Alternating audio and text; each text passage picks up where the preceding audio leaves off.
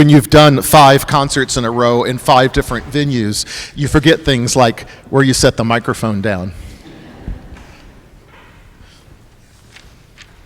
Good afternoon, and welcome to the 157th full-length concert of the Bells of Christ Church. I am Mark Williams, the choir's founder and director, And I believe that what you will hear this afternoon will be an ear-opening experience to the world of making music through bells. We just finished our 20th annual tour other than the year of COVID. We've gone 20 times, and this one's centered around Charleston and Somerville.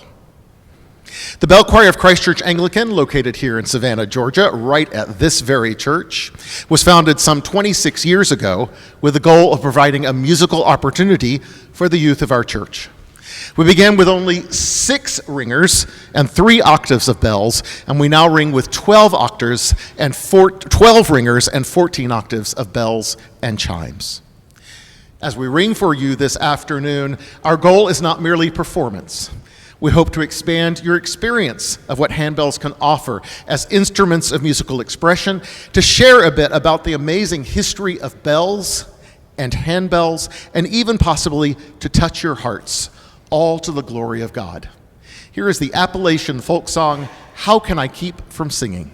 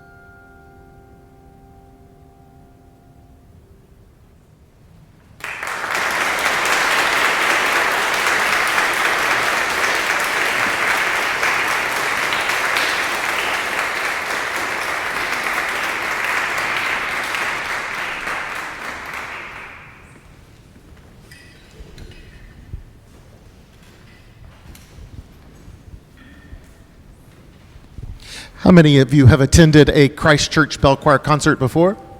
Excellent. I don't change the script because we rarely go back to a church we've been to before. And the script is true.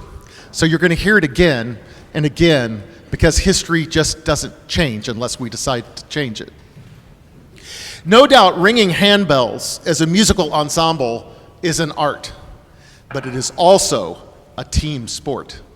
You see, each ringer has their own assigned bells that are laid out on the bell tables in front of them, just like a piano keyboard is laid out.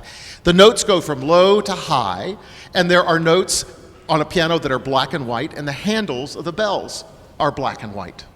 However, with a piano, one person is usually responsible for making music out of the little black blobs on the page. But with a handbell choir, each ringer is assigned only 4 to 6 notes out of the 72 available to them. So the experience is like having 12 people play a single piece of piano music as a 12-person team. And in all this craziness, each ringer has to rely on the others next to them to come in on time, to come in tempo, and with just the right amount of dynamic force. It's a musical art, but I promise you, it's also a team sport.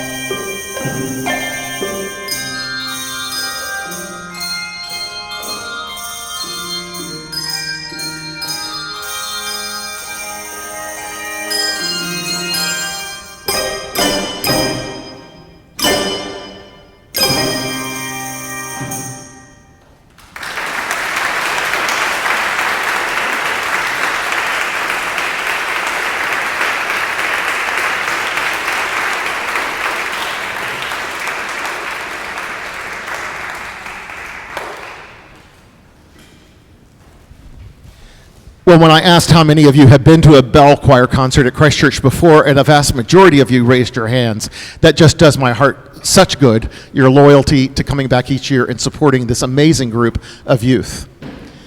We had an outstanding tour. We had very, very few fire-ups. I can't really remember one except for me, and that's okay.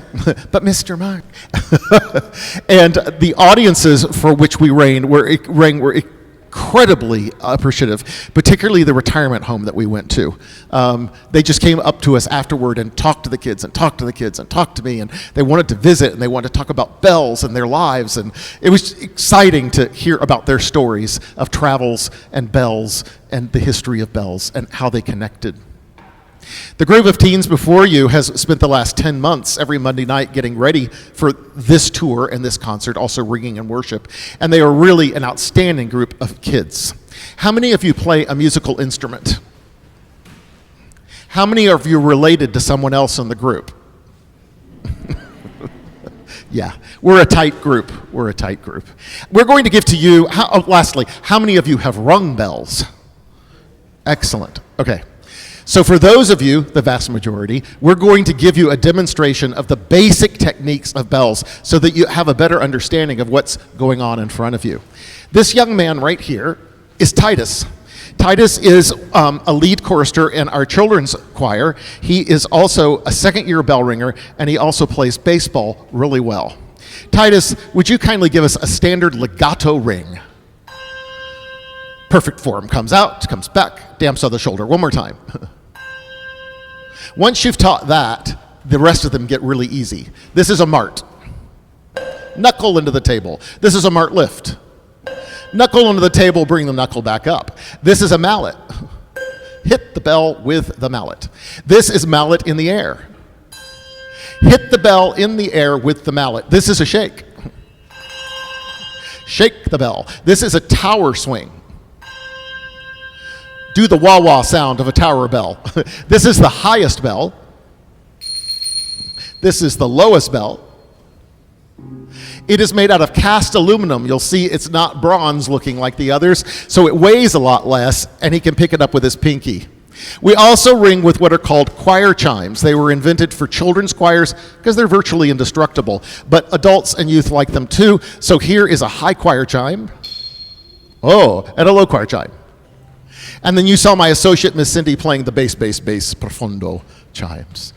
We're now going to bring a bit of Christmas into June, because in the Anglican tradition, Christmas is only 2 Sundays long. We begin December 25th, and we go 12 days of Christmas, and then it's over. So we don't really get to ring much Christmas music. So here is Lo, How a Rose E'er Blooming.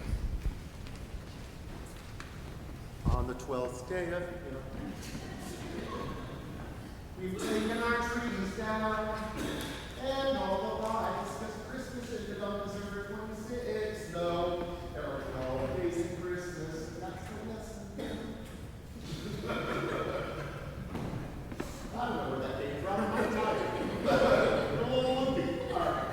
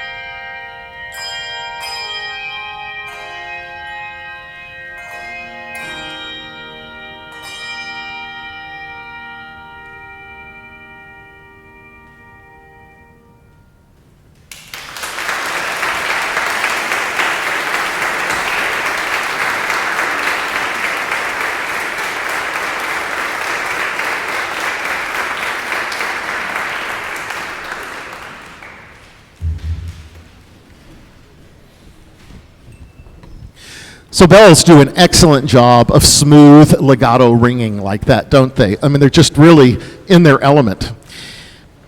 About 15 years ago, bell composers began to experiment with all these many techniques that I showed you. And this next piece incorporates those, and I would not call it smooth legato. You'll hear the complete contrast in the compositional style of 30 years ago, what you just heard, and 5 years ago.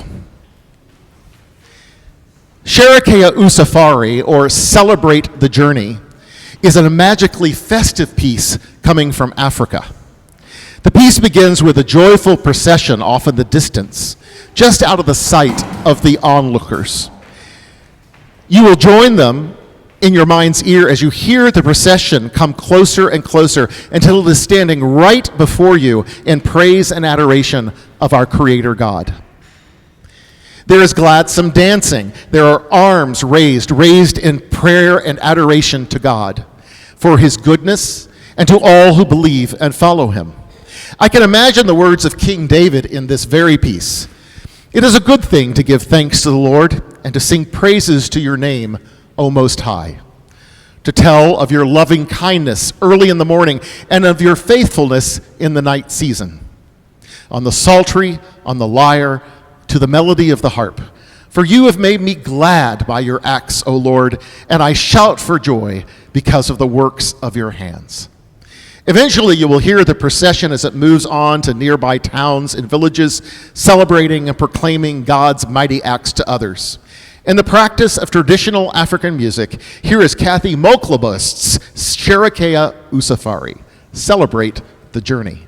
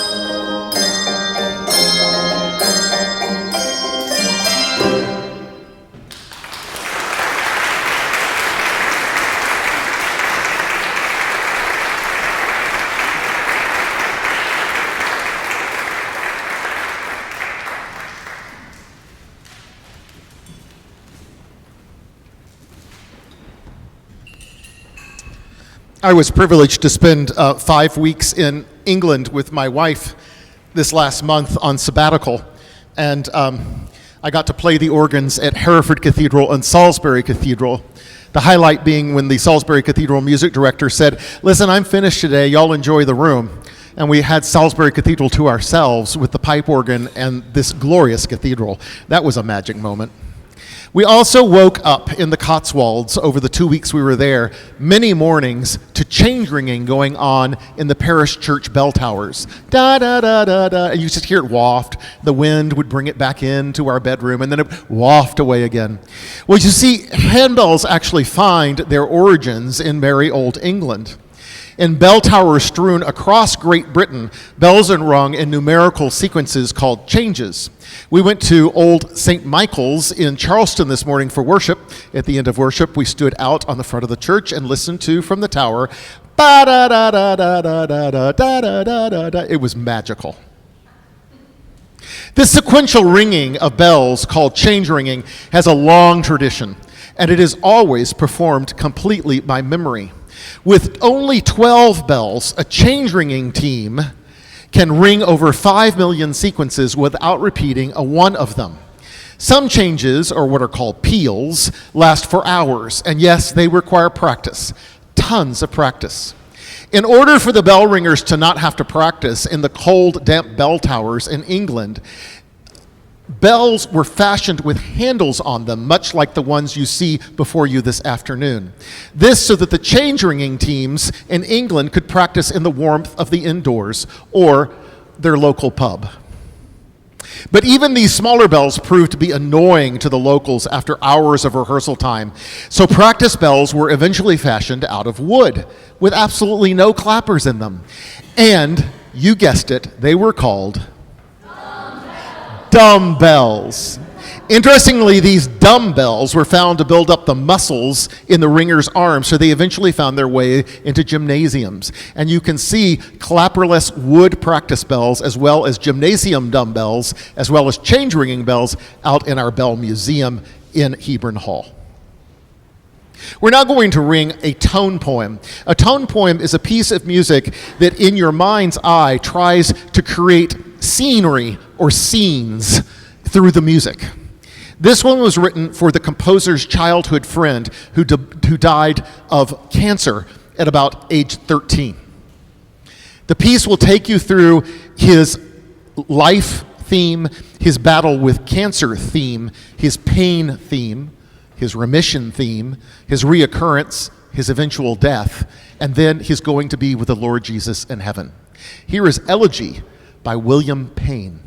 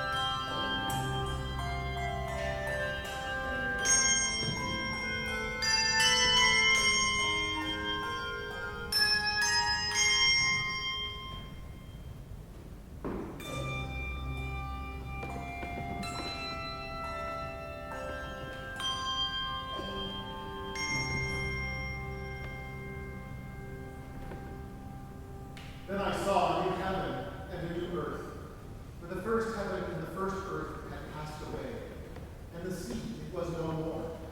And I saw the holy city, New Jerusalem, coming down out of heaven from God, prepared as a bride adorned for her husband. And I heard a loud voice from the throne saying, "Behold, the dwelling place of God is with man. He will dwell with them, and they will be his people. And God himself will be with them as their God. He will wipe away every tear from their eyes, and death shall be no more. Neither shall there be mourning or cry, nor pain anymore, for the former things have passed away." The word of the Lord.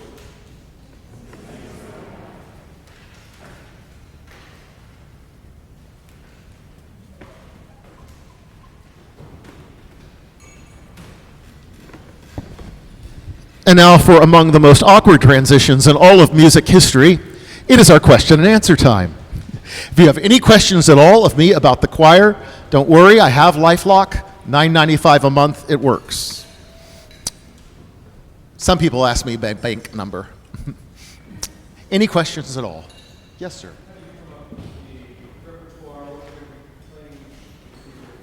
Generally, 1/3 of the music is new, completely new this year. 1/3 of the music comes from last year's tour, and 1/3 of the music is often requests from the choir from past years way back, because they want to bring them back. And past there, I just put them all out on a big table, and I go, oh, this one would go well with this one, and this one would go follow with this one, and this would be a good ender, and that's how the program comes together. Yeah. Anyone else? Hi, Father Craig. How was playing as part of Spoleto in the circular church? We got to play at a prime time for Spoleto in Charleston at the 11 o'clock hour, right before lunch, not after lunch, at the Circular Church, which is one of the finest places to do a performance in Charleston. Excellent acoustics, excellent room, and very, very kind, helpful people.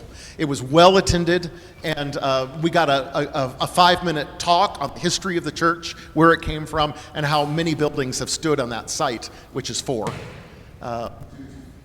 Fires and earthquakes and, stuff. Anyway, it was a very good concert. Anyone else? Hi.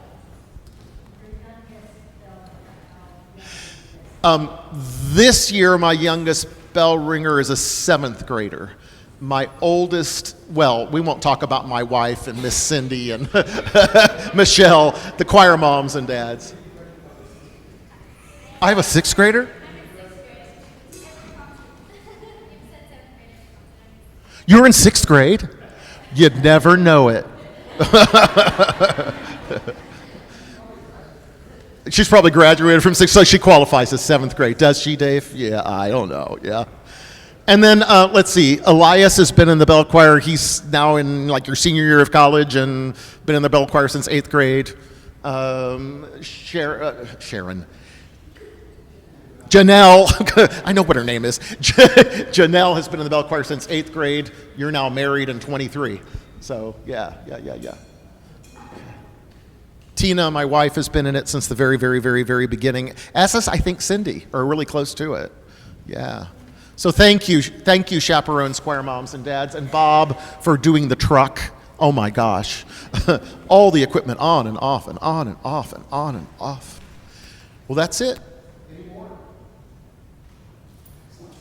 Well, we're now going to ring another piece for Christmas. This is the Frank Patapan. Have fun.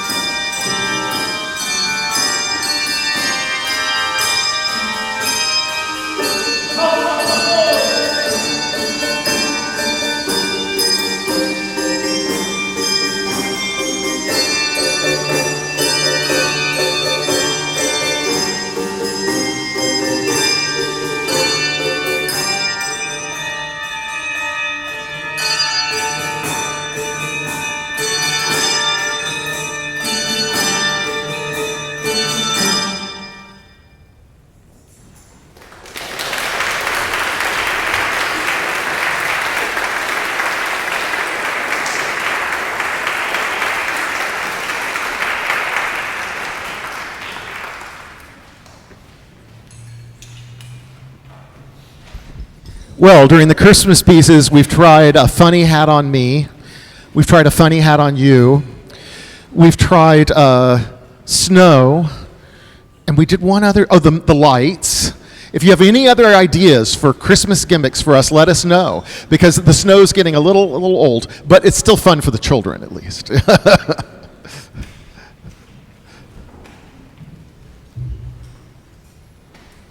Sometimes concert goers liken our bell choir to a small orchestra. Sometimes they tell me how very impressed they are with the talent and dedication of these fine young people. Sometimes they tell me they even want to get up and dance. And sometimes they tell me, it kind of looks like a circus. Well, you'd be closer to the truth than you'd think. You see, also wrapped up in the history of handbells is much more than the change ringing in the towers in merry old England that I told you about a few minutes ago. These change ringers, you see, figured out how to make a little income off their newly cast handbells by writing and performing music on them as royal entertainments in the courts of England. Necessity is often the mother of invention, or one might say, follow the money would be more appropriate. Now, P.T. Barnum, of circus fame, was invited to one of these royal entertainments in England, read handbell concert, and he hired one of these new bell groups to travel back with him to the United States to perform in one of his shows. With the American spirit and the can-do attitude of Americans, handbell choirs began to spring up and flourish all over the United States, in schools, universities, churches, civic groups, as well as even ringing in the Rose Bowl parade. Yes, marching with handbells. And in this spirit, here is Celebration by Rolf Loveland.